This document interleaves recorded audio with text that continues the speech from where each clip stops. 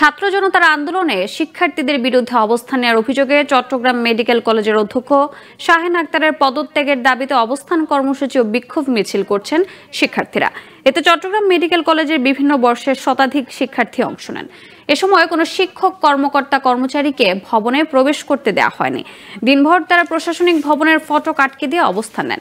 দাবি আদায় না হলে ক্লাস বর্জন ও লাগাতার কর্মসূচির হুঁশিয়ারিও দেওয়া হয়। শিক্ষার্থীরা অভিযোগ করেন, অধ্যক্ষ শাহেন আক্তার কোটা সংস্কার আন্দোলনের বিপক্ষে অবস্থান নিয়েছিলেন। আন্দোলনে অংশগ্রহণকারী শিক্ষার্থীদের হুমকিও দেওয়া হয়। আন্দোলন চলাকালে যখন আমাদের ভাইরা মৃত্যুবরণ করেছিল, তখন আমাদের মেডিকেলের পক্ষ থেকে ক্লাস বয়কটের সিদ্ধান্ত হয়েছিল। এই সিদ্ধান্তের পরিপ্রেক্ষিতে আমরা ক্লাসে যাই নাই। পরবর্তীতে উনি যেদিন আমরা ক্লাসে যাই নাই, উনি ক্লাসে এলেন এবং বললেন যারা ক্লাসে যায় না উনি ওদেরকে পুলিশের লিস্ট দিবেন।